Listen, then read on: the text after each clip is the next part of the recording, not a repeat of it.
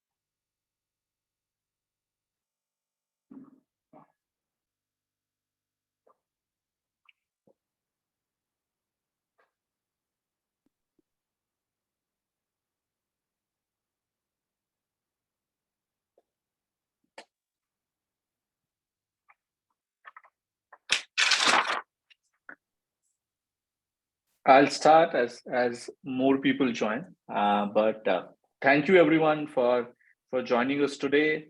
I'm Sudipto. Welcome to the second panel of Digitizing Make in India. I lead B2B marketplaces and climate tech investing for Matrix Partners. At Matrix, we're big believers of B2B commerce. And by B2B, we mean manufacturing, exports, different supply chains, and obviously agriculture. Uh, Over the last few years, we've seen significant tailwinds in the overall B2B and agri space, which is why we as Matrix have invested in more than 10 companies in this space. We have also recently partnered with McKinsey to launch Digitizing Make in India, which is a report on the state of B2B markets in India. As part of DMI, we have already surveyed 100 plus stakeholders across startups, incumbents, policymakers, and investors. We are currently conducting panels with industry experts, and today we have a second DMI panel on agriculture, food value chain, and sustainability. To do that, I could not have asked for a better panel of experts than we have today.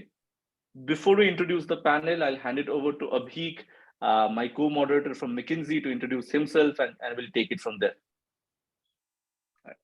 Hi, everyone. My name is Abhik Tandon. I'm an associate partner with McKinsey, doing a lot of work in this space, working with startups, incumbents, and public institutions to shape, the policy in this space. Really proud to be part of this discussion today and share the panel with eminent folks that we will shortly introduce. Great. Thanks, Abhik. The first person on the panel is Sanjiv Rangrass. I think for anyone today who is a participant and is in Agri, Sanjiv needs no introduction, but I'll still do the formality. Sanjiv Rangrass is an IIT Kanpur graduate. He joined ITC as a trainee where he spent 40 years, retiring earlier this year as the head of R&D and sustainability projects. He previously served as the CEO of the Agri business unit. He has been a prolific angel investor, having been one of the first investors in unicorns of business that work in Blackbook, to name a few. Rangi sir, as he's affectionately referred to by all of us, has been one of the biggest evangelists of the agri-tech ecosystem in India and has mentored a new generation of business leaders and founders. Thank you so much, Rangi sir, for taking the time out. I remember meeting him back in 2011 when I was interning with ITC. And I think for most B2B and agri founders in the country, I think at some point of time, Rangi sir has touched and shaped their life. So thank you so much for doing this. Thank you. Next is Shobhit, my batchmate from IIT Kharagpur and a partner in crime in a lot of things we did in KGP. He is a co-founder of WeGrow, an agri-tech company we are proud to back as well. Shobhit, along with his co-founders Praneet, Mrudukar, and Kiran, is building a B2B platform in fruits to partner with farmers, aggregate supply, and sell to organized demand both in India and abroad, while realizing higher output value for farmers. Shobhit has previously worked with ITC and Urban Company, where he focused on business development across geographies. Combining his deep understanding of agriculture market and passion to use technology to drive scale, Shobhit and the team at Vigro is on a mission to build the world's biggest asset-light farmer model for food. So that's Shobhit. Thanks, Shobhit, for taking the time out. Thanks, Ripto, and very excited to be here. I will quickly introduce some of our other panelists that we have today. Dhruv Sawhney. Dhruv Sawhney is the business head and COO of Nurture.farm, which is an open digital platform that is looking to facilitate sustainable agriculture globally. In his present capacity, he spearheads the business overall strategy and operations. With a bachelor's degree in electronics from Pune University, Dhruv went on to pursue a postgraduate diploma in information tech from All India Management Association, Delhi. In his career spanning more than 25 years, Dhruv has been associated with multiple distinguished enterprises and startups in senior leadership roles, including Tata Consultancy Services, Dell, PayPal, Zomato, and Gojek before moving to Nurture Farm. Thank you for being on this panel, Dhruv. Thank you. Next up is Ravishankar Cherukuri. He's an IIT Kharagpur and ISB Hyderabad alumni. Ravishankar currently serves as a vice president marketing for Bayer crop protection and seeds business across India, Sri Lanka, and Bangladesh. Ravi previously served as India CEO and managing director for Monsanto India, where he led the integration of the India entity as part of the Monsanto-Bayer merger. Ravi has extensive experience in the Agri domain, having spent 13 years at Monsanto and previously led the food and Agri vertical for commercial due diligence at KPMG. He has also worked at BCG and HUL. Thank you for being part of this discussion, Ravishankar.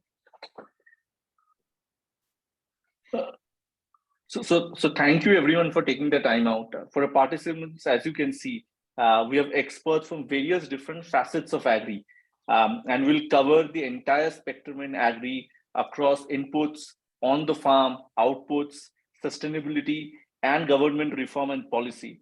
And that's what we'll cover over the next 45 to 50 minutes.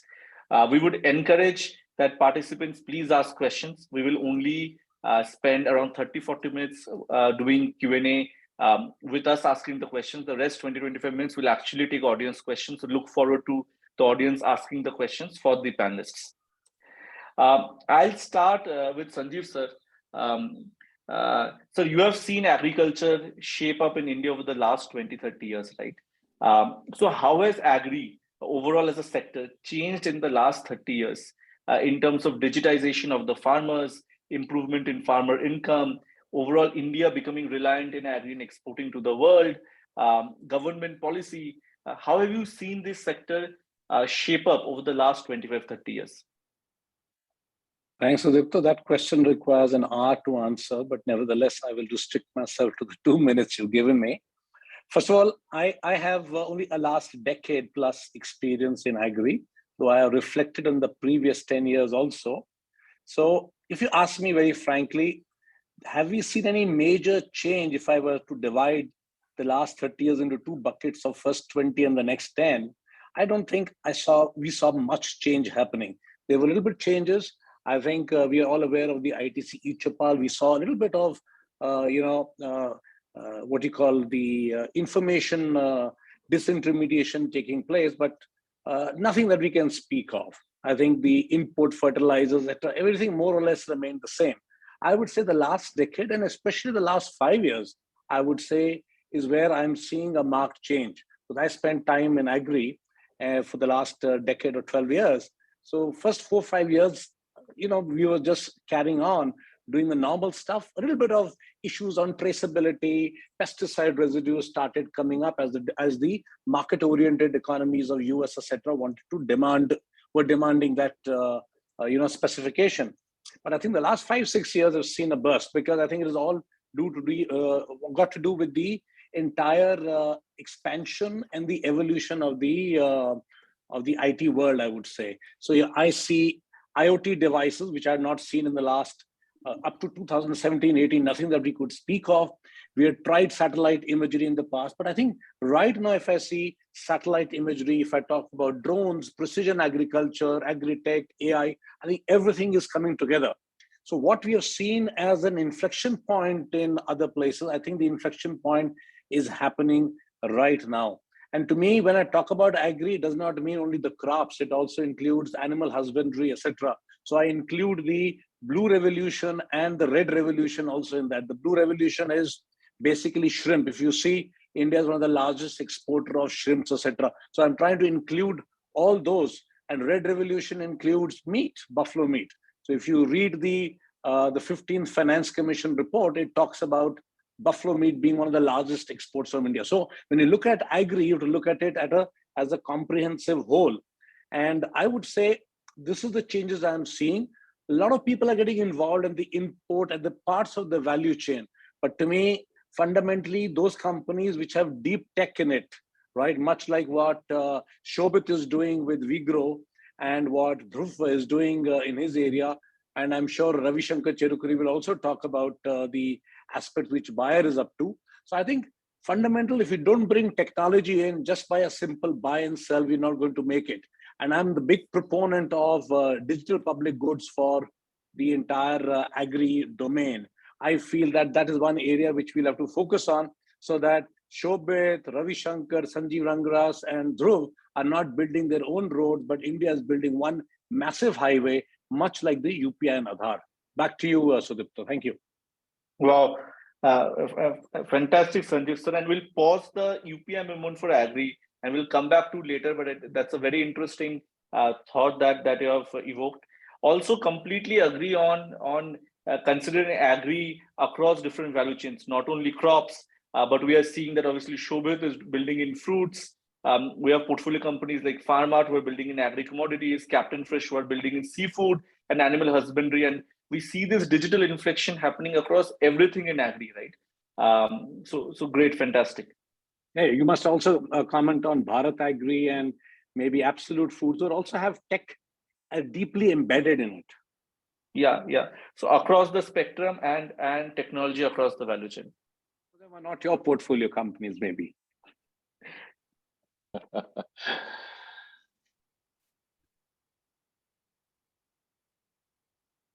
So the next question, over to Ravi Shankar. So probably we'll cover a little bit of the agri value chain.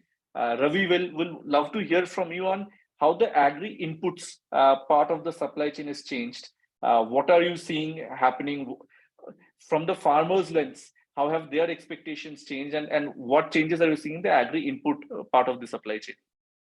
Sure. I think Sanjeev laid the wide angle lens really well. And I would say, I was telling somebody yesterday that over the last 4 years, every time that I would enter a village and we would have that group of farmers, and I would say, hey, how many of you use WhatsApp? Just raise your hand. 4 years ago, it used to be maybe 2 people in a group of 20 farmers. And then the conversation would go into why not, why are they uncomfortable with tech, and so on and so forth. Today, people look at me as if I've lost my marbles, because why are you even asking this question? Everyone here has a WhatsApp. The truth is, even now, maybe the older generation is not as comfortable with tech as the newer generation is. But what does that mean for farmers as users of different ag inputs? Information, like Sanjeev said, right? The information asymmetry that may have prevailed is getting combated. Now, there is a ton of information from YouTube, from influencers, from apps like Bharat Agri. Some of that information is actually extremely useful, and some of that information is potentially even counter useful. But there is a ton of information out there, and that's changing the landscape. And it's up to us as input providers, because for us, if we only look at the farmer as a buyer of inputs, then we will fail miserably. If we look at him as a person dealing with a highly risky business with a lot of variables to manage, then input becomes one angle to the entire solution. And there we are finding that we are having to play a more holistic role, and digital is enabling every piece of it, both in terms of digitizing the backbone for us and hence being able to serve farmers better, but also in terms of how farmers are accessing information. Hopefully that answers you to some extent, Sudipto. It does. It does. Thanks, Ravi. Speaking of the holistic role that Ravishankar, you just touched upon, I think the next question I would like to take to Dhruv, right? I know that boosting farmer incomes in India has been a top priority for a lot of stakeholders, be it corporations, be it the government, and so on, right? Can you throw a little light on how Nurture has been shaping the thinking in some of this space, and what are some of the challenges that you've had to solve as part of building out Nurture? Yeah, thanks, Abhik. And I think thanks to Sanjiv and Ravi for really laying the broader landscape and kind of how it all begins from the inputs, right? Once the farmer has choices to make on the input side, there's probably another set of 20 to 30 choices the farmer has to make through the growth cycle, right? And if you look at the Indian farmer, 85% of them are still smallholding farmers. The idea of mechanization is largely limited to tractors and some rotavators or cultivators and things like that. And most farmers can't afford, the right instrumentation, both on field, off field, and cloud. And I would want to focus on these three categories, which are now essential tool sets in any developed agri ecosystem.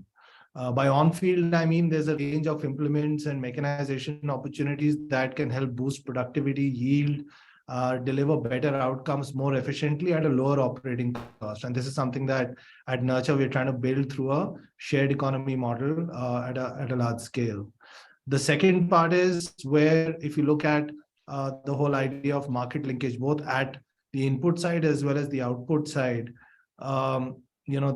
we have a very fragmented ecosystem, whether it's from the farm gate to mandis to different warehouses, visibility, grading, processing, quality checks.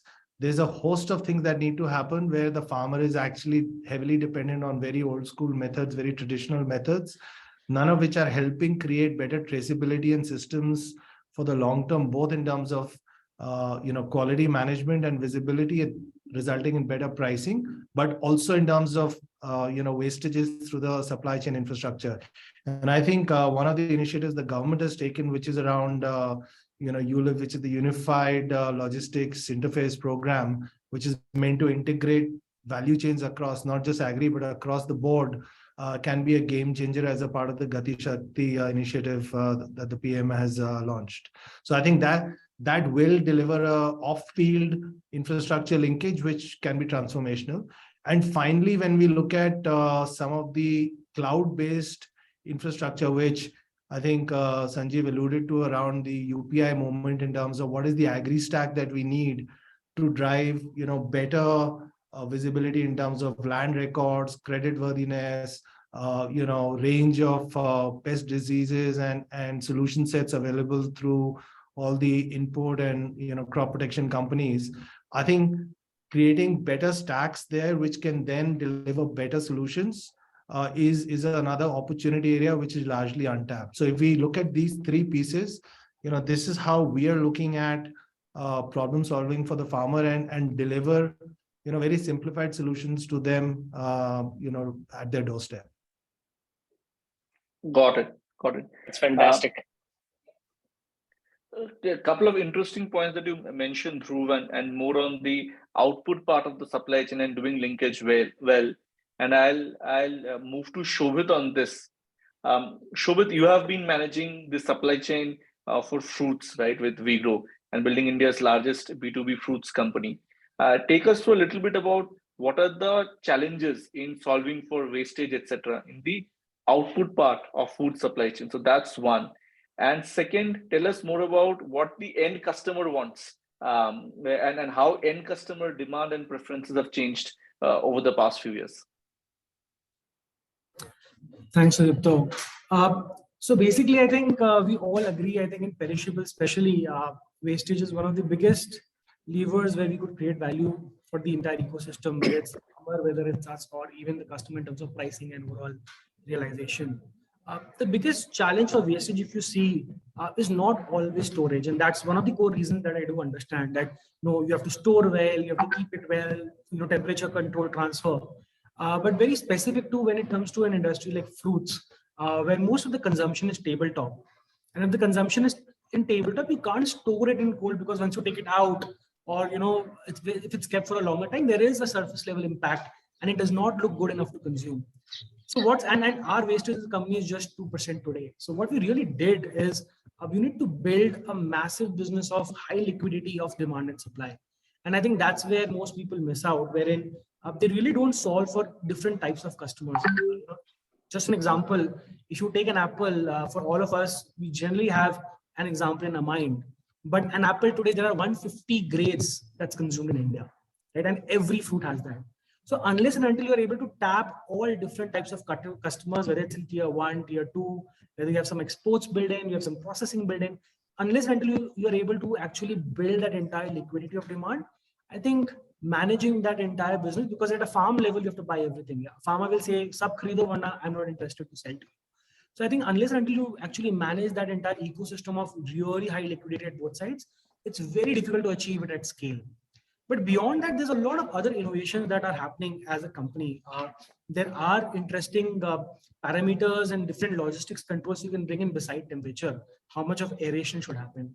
For products which actually ripe on the step, with like mangoes and others, how do you control that through technology and actually biotechnology, right? So there are multiple interesting things that we've innovated today in-house. I think that's basically leading to, I would say, reduction in wastage for us overall, which is just 2% in our industry, which is obviously a benchmark. I think that's one of the core things that we have to look at in perishables. So Dipto, can I jump? Sorry, yeah, please. Go ahead. Yeah. No, I was going to say it's for value chain and intermediaries, right? The logistical chain, perishability and the shelf life is a very important criterion. And as Shobhit actually made a great point about liquidity of markets, there's another part to it, which is how the food has been grown. And we were talking to a food chain partner of ours, Pandharpur Farms, and by helping them retailer how they've grown the fruit, their shelf life could improve up to, I think, something like a week in the beginning to several weeks in the end, that enabled them to tap into the Europe markets. And so what we do on the farm also has a role to play. And that's where tailored agronomy programs enabled by digital can play a big role. And the last piece is an emerging need from consumers for residue-free or low residue or in some other way certified high-quality food. I think that's very nascent in India right now, but it's obviously a big demand pool in Europe, etc. But I'm 100% sure in India too, it will play a big role in future. I think just to add to what Ravi said, it's not just, let's talk about two things that spoke on farm, right? It's not just about how you grow, it's about how you harvest and when you harvest. It's not just that. For example, as we grow, we have built a technology and data pool where today sitting in Bangalore, every village in the country, we know which plot has fruits grown, when is it going to harvest, what is the right time to harvest, and what quantity and quality. And we do this through a crowdsourcing tool. So what really happens, you have to understand that farmer also makes decisions with pricing. It's not always keeping shelf life in mind. He's like, now the market is going up, let me harvest more. Now the market is going down, I'll wait and I hope one day prices will go up. So I think intervening there plays a very significant role also for shelf life control. And what is the right time to harvest if you predict that data? I think that's great. And also obviously production, the water content, when there's a lot of other, I would say, data-based activities that you can do, which can help prevent or improve shelf life. So totally aligned to you, Ravi, on that. Talking about the consumer, yeah. So you had a question. So just 2 points here. I think a lot of founders who are just starting up ask about where's the tech in agri. A lot of investors ask the same question as well. I think at least hearing everyone on this call, it's very clear where the tech in agri is and how it can truly unlock economic value. So it's not essentially removing middlemen, it's unlocking economic value by increasing sort of value in the supply chain. So I think that's one broad point I wanted to make. Yeah, so Dipto, I think I'll jump in because removing middlemen is not the answer. And we learned it the rough way in the early 2000s when we tried to do it with the e-Chopal model. I think you have to carry them with you. They are part of the ecosystem, and we have to make sure that everyone's value increases in the process. Just by removing it, there's no tech in that, by removing a few middlemen. Yeah. And that is what we learned in a better fashion. So I think that point is valid. So tech, I think what Shobhit is talking about, I think I would reinforce. I'm also an investor in his company. I think they're really using tech outstandingly well. And that is the utilization of tech, which several agri companies are completely missing out. And to bring it in a nutshell, I think to Rangrass says of improving economic value, it's improving productivity of the farm and then reducing wastage in the supply chain. I think a combination of both actually increases economic value, and you can carry all the middlemen along because everyone's income increases. In fact, we did a study on this because this point is spoken on middlemen. People rarely forget that the efficiency in which micro entrepreneurs operate, agri as such has not seen a lot of corporates across the supply chain. There are a lot of big players in input for sure, a lot of investments in R&D and everything, but across the supply chain, there's a lot of micro entrepreneur behavior. And if you really see the FE or the fixed expenditure with which they operate, I don't think so any startup and corporate can ever match it. So again, even if you're able to match the kind of value you bring in, if you just replace the supply chain, I don't think so will ever be a profitable company. They're way more efficient than we are. So the real values unlocked, one is through obviously tech by unlocking wastage, but also I would say maximizing your output value. We do a lot of things at inputs, but I think your question is more catered to outputs. I'll limit to that. And I'll come to that answer. How do you maximize your output value, which is very important for us as a company who's actually leveraging the entire marketplace or a farmer. And that really comes to the questions and trends of consumers. Ravi spoke about compliance. And Shobhit, before you go, I think there's another question that people keep on asking, that we can do all this tech and we can make it organic, make it certified. But in a country like India, most customers finally want it sasta, right? So you do all of it. What does the customer want? And do you get a premium for all the hard work on the farm? Shobhit has sold spices for us in USA and the world over. So we've got a pat on our back for sustainability, traceability, but the price, they still wanted to match the other buyers. So you've got a pat. I'm always told, and my cheek is held, you're doing well, but at the end of it, I get nothing for it. So you're right. So we have to do organic, we have to do everything, but at the same cost. And going back to what you talked about, Sudipto, on productivity, I'm just trying to link what you said and what Shobhit said, value. Productivity necessarily does not mean only quantity. It means quality. If I get higher grade A, I can make a killing in the market that year. It's important to understand quality and quantity both are linked there. Yeah. And also, I mean, on this point, and then I'll come to your point, so it's not just quality, it's a great mix. So sometimes people forget that, if you just increase A beyond a level, the optimization does not happen for a tree. So it's really a demand backward influence that, this is the size that you want. And if you maximize this size, you actually make money. Not always the top rate makes money in the market. So I think a lot of interesting things there, but coming to your question, do really consumers in India want that? And in the end, they also sasta. And in our opinion, that has happened till now. However, they don't want bad quality. I mean, I have seen a very interesting trend in India, and I'll give you two examples for that. There is a very specific kiwi that comes from New Zealand, right? It's a branded kiwi that comes very, very expensive. I don't think so. I have eaten that before I started working. And I was surprised to know the market which pays the highest price for that was Tirupati. It was not Bombay, it was not Delhi, it was not Bangalore, it was Tirupati. And we've seen these changes that there are tier 2 markets, tier 3 markets, and even parts of tier 1 markets which have really gone to conscious high quality. And we're not talking about a small 1% percentage. We're talking about a significant mass of people who are ready to pay value for a higher quality grade.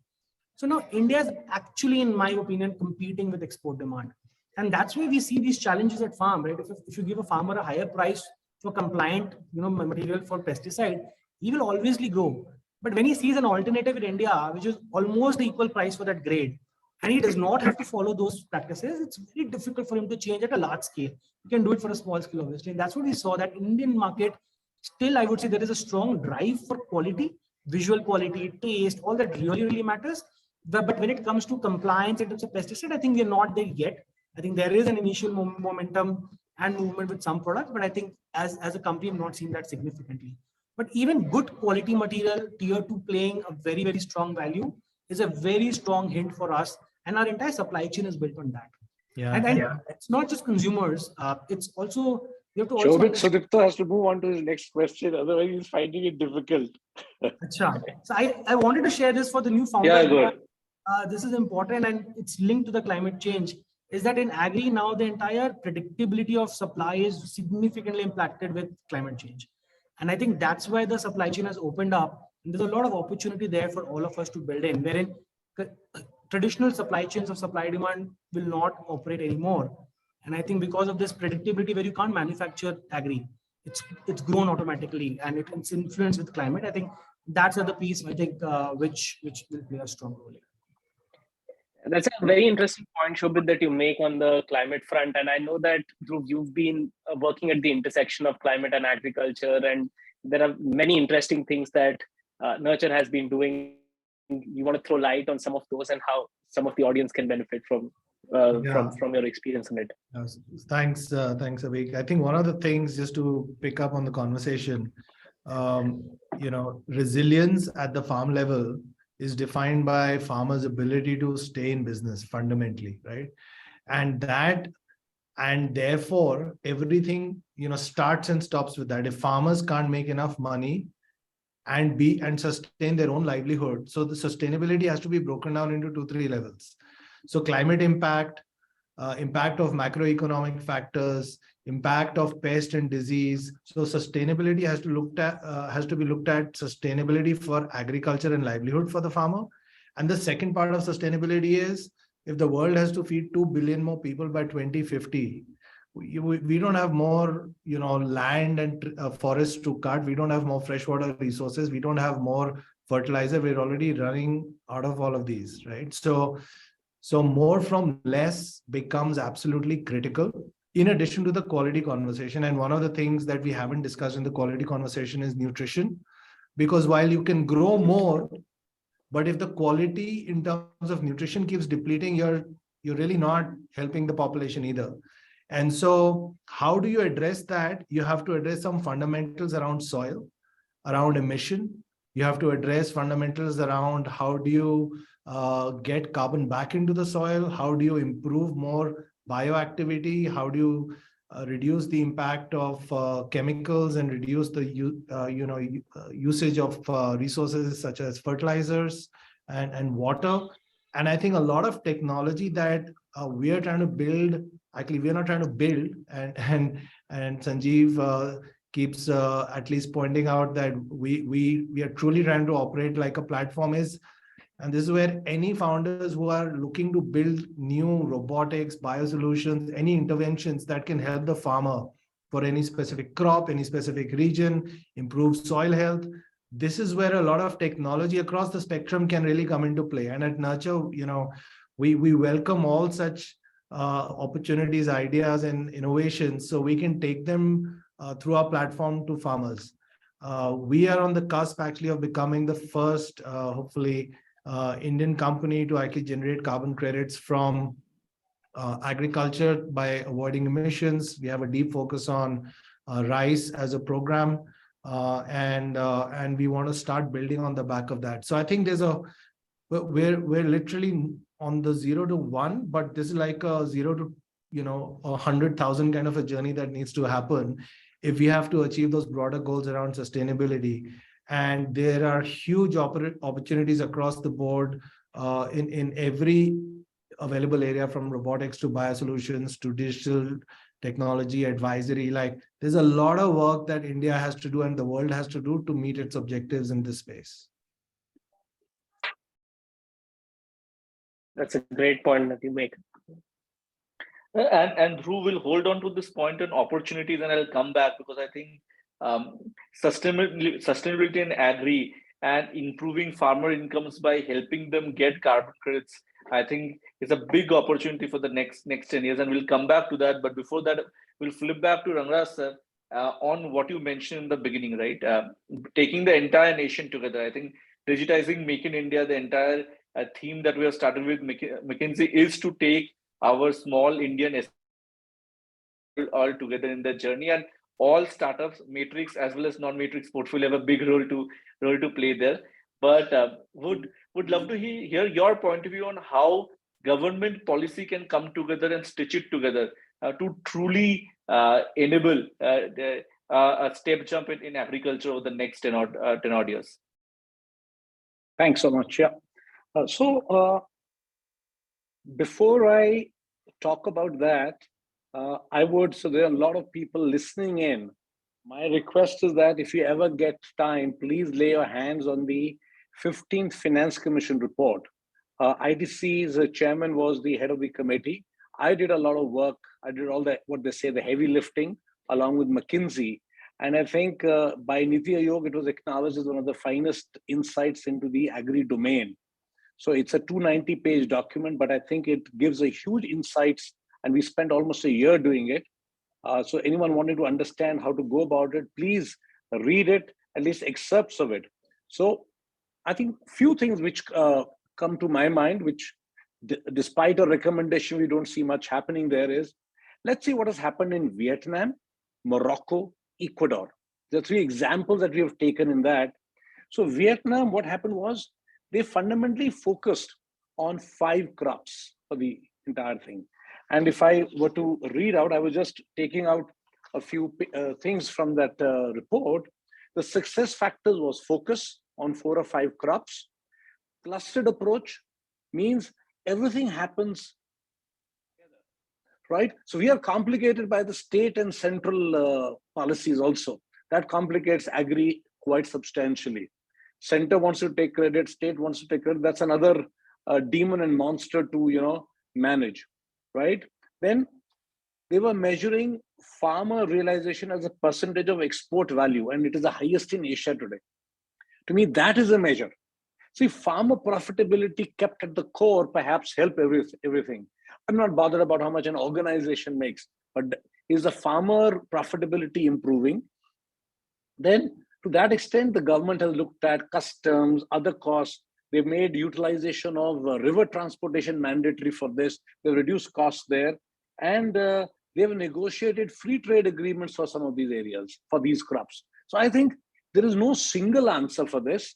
The state government has to the center government has to definitely take an overall role, which I think in the past they tried to do through the new laws which are enacted, but for whatever reasons they didn't go through. But if you personally ask me, I think they were in the right direction to make the market as one whole. So I would still push for, one is, look at the entire value chain. Looking at segmentally of nodes of the value chain takes away. And when I say look at agriculture value chain, I'm looking at up to the food processing. Do not take food processing out, and try and look at it at a region and a cluster level. So you could have chili in Andhra, chili in Telangana. These are separate clusters altogether. Try and look at this way, because the soil is different, the climate is different, and several practices are different. So, and the other thing that my recommendation to the government is, we all talk about IT, technology, AI, ML, all coming into agri. You will notice that most of this is focused on farmer forwards, but farmer backwards, where it comes to things like seed, soil, all these things, which I think even Dhruv talked about. I think a lot of innovation is required there. And I'm looking at a lot of interventions there, because climate will have an intervention, will have an intersection. And believe me, we'll need seeds which can survive in floods, seeds which can survive in severe drought. The roots of these various these plants could be very different. And that is something which the latest developments, if I take a seed, it takes 10 years to develop one seed. Are there enough technologies available to reduce the cycle time to 2 or 3 years? Yes, there are. Yes, there are. So I think that is where I want to see the government pushing technology and getting all the research organizations which are cut across the government organizations across India to focus on agriculture. Back to you, Sudipto. Thank you so much. Deepto, can I just jump in with a couple of points there, adding to Sure, Ravi. Sanjeev sir's? Absolutely. Yeah. So I would look at what the government needs to do in 2 ways. One is do less of the negative intervention, and second is do more of the positive intervention, right? Negative intervention is very little.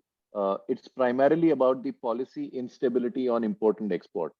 It creates a lot of havoc for people planning, whether it's a Shobhit or a farmer. In terms of when I plant, will I get the right price? I do not know, because many things are happening which are not in my control. Now, those interventions are sometimes necessary. For example, we made interventions on wheat and rice recently, and arguably that's necessary because we know what the global food security situation is.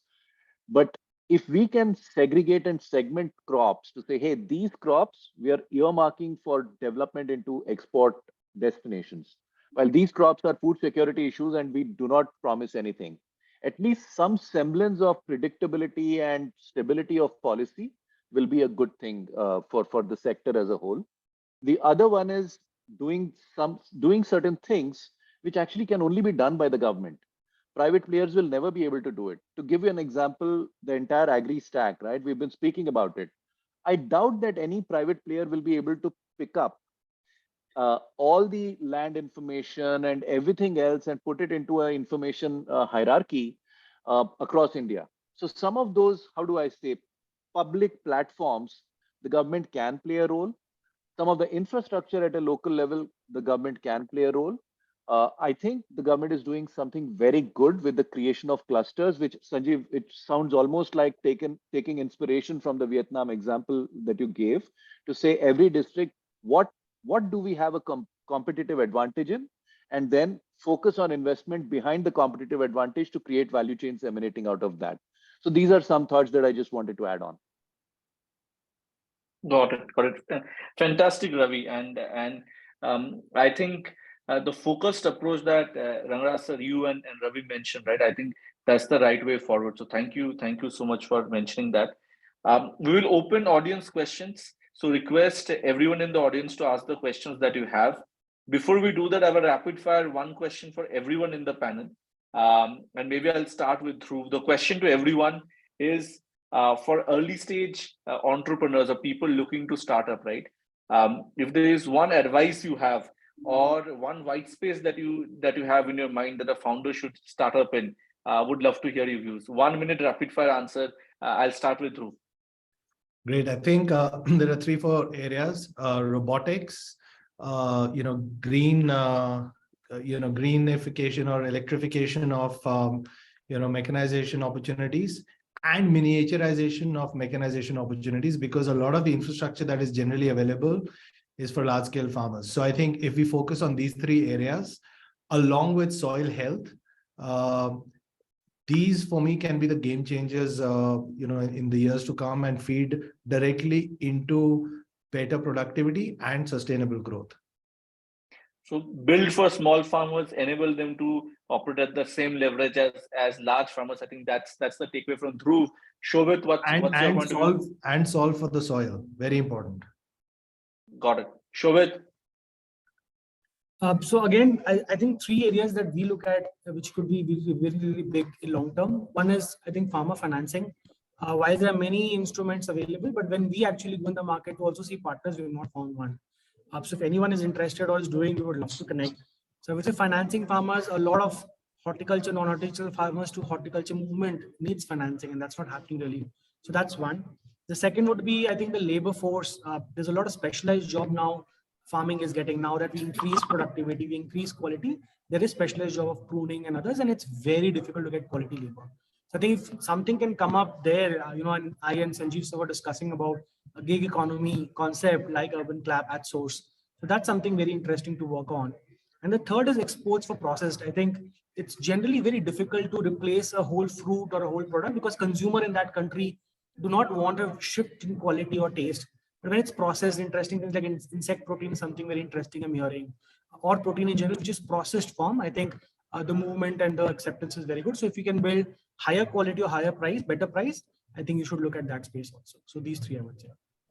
Got it. Thanks, Shobhit. At least takeaway for me is both financing and labor, which we see across multiple companies. And I think these are huge opportunities. I'll move to Ravi. Ravi, your advice for entrepreneurs. My 2 cents. My 2 cents are the following. If you're a founder, look for serious step change value creation.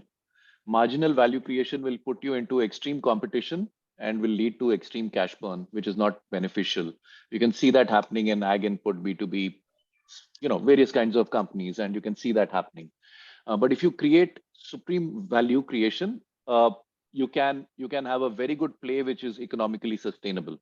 The second is, don't try to do everything yourself. partner wherever possible. If you have a great product, look for distribution.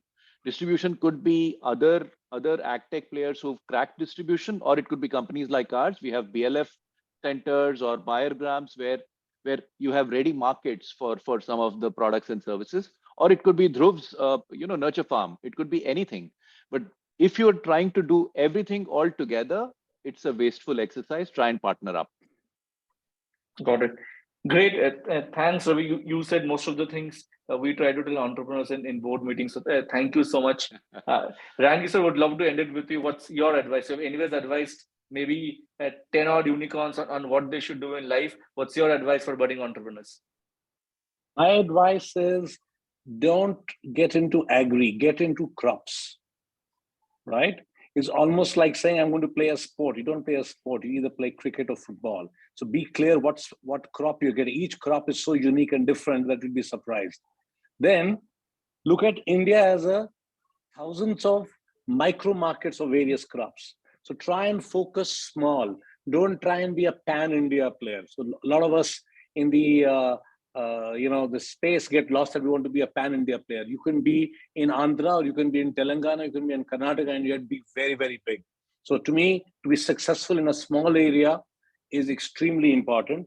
And as I said earlier, look at value chains and try and be export competitive. Only then you'll be competitive. And please keep farmer profitability at the core of your proposition. Great. Fantastic, Sanjiv sir. And on I double click on the crop point, because most B2B marketplaces in the initial stages build vertically. And in Agri, every crop is a vertical marketplace. I remember Shobhit coming and pitching and telling us, do you know that mango is larger than the entire beauty industry? If beauty is a 10 billion industry, mango is actually a larger industry than that. So every crop is a $10 billion opportunity, and it's a vertical marketplace to build. So thank you, everyone.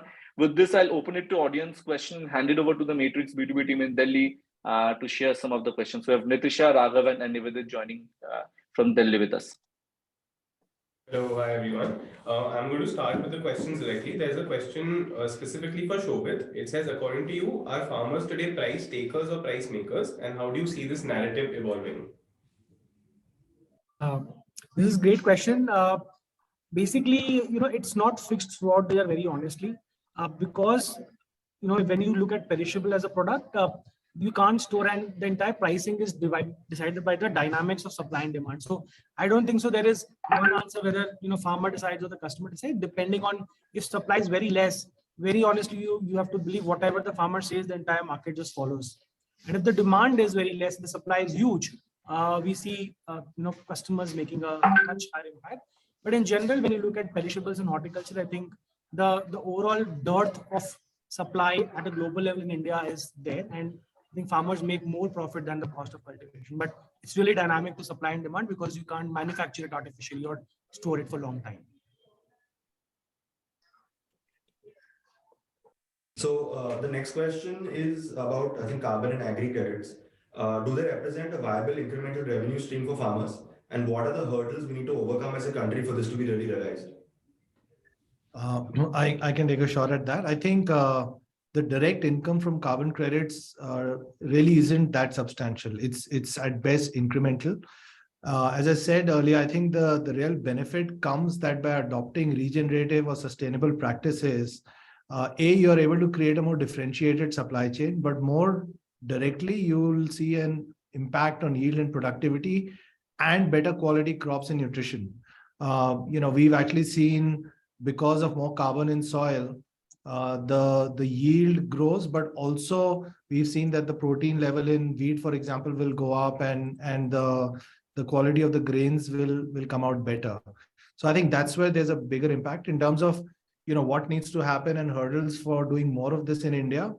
I think this is a very nascent area, and the understanding and frameworks available for developing carbon-led programs is heavily dependent on very isolated pockets of knowledge. So I think democratizing that and making that open at a platform level is what is required. At Nurture, what we're trying to do is actually create those foundational infrastructural pieces so that people don't have to invest into creating those building blocks. But if you are investing into the science and the methodology, that becomes much easier for you to then propagate through platforms like Nurture and others. And I think that's the maturity that needs to kick in, which will probably take another 3 to 4 years. If I can quickly add to that, we are running a carbon credit program right now with rice farmers in various parts of the country. We are already paying out the current price of the carbon credit if farmers have complied with the program through the year. And we will in turn get money from the carbon credit, whoever is the market, later. So we are paying first and taking it later. But in the process, we are learning a lot about, it takes a lot of effort to get people to comply, to keep the records of every activity that's happened on the farm. So that's where I think tech can play a very big role. And while the value of the carbon credit today is marginal for a farmer, expect the value of carbon credits to shoot up dramatically as corporations scramble to try and meet their net zero commitments. I don't think they have a pathway to that. They've all made commitments. So this value should go up dramatically in the coming future. Yeah, and I think to that point, Ravi, you're spot on. In some of the more mature markets, especially in the US and in Europe, you're seeing credits, pre-war were trading at somewhere even around $80 to $100 or euros. So in more mature economies where the practices are better established and recognized and trusted, there's a trust deficit also because it's a new nascent area. I think as we establish and mature those platforms and systems and the trust deficit is dealt with, we will see the value of credits go up. But today it's only an incremental value add for the farmer.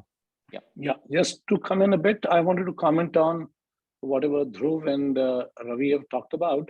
So from an ITC perspective, whilst carbon credits are there, but for the last decade or 2 decades, we've been sequestering carbon dioxide, and it has been in excess of whatever we have been releasing, so to say. If you take scope 1, 2, and 3, if that is X, we have been sequestering 2 to 3X, which means we are way ahead, and carbon credits will come their way.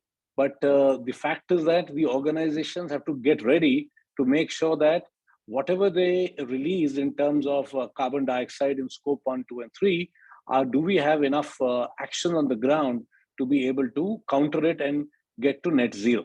Thank you. Thanks, everyone. There's a question around public policy. So as India is trying to become the global agricultural powerhouse, still the different ad hoc bans, for example, the one on wheat, are hurting basically the goodwill of Indian agri enterprises.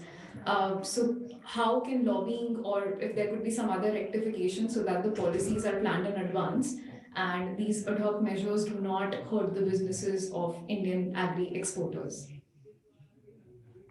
That question is addressed to me, ma'am. So it's open to the panel, but like you talked about the public policy. Okay, fine. So I will comment. I will comment on it. Others are all working individuals, so I'm not. So hence I can comment freely. So to that extent, so first of all, is the ban bad or good? I think the government and India has a right to take those positions. But if I go to pre-Ukraine war, and if I look at exports, we had almost negligible exports of wheat.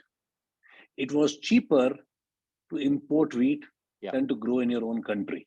Okay. The cost of cultivation is far higher out here.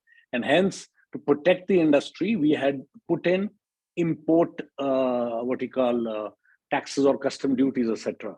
So because of the Russian-Ukraine war and Ukraine being a large basket for wheat, it has so happened that because of inflation, the whole thing has gone up, and our MSP was around 22, 23, 25 bucks, and the world market was 30. So it gave an opportunity. And I think the government did allow a decent amount to be exported. But then obviously every government is fighting to make sure that it is able to feed its own nation.